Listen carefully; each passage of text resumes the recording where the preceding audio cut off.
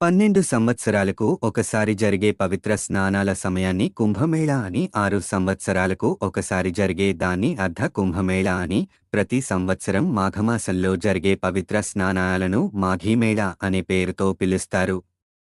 బాండమును కుంభము అని, కలశం అని అంటారని మనకు తెలుసు. ఖగోళంలో జరిగే మార్పులను అనుసరించి పంచాంగం ప్రకారం లెక్కించిన విధంగా ఒక్కొక్క స్థలంలో ఒక్కొక్క సమయంలో కుంభమేళా జరుగుతుంది.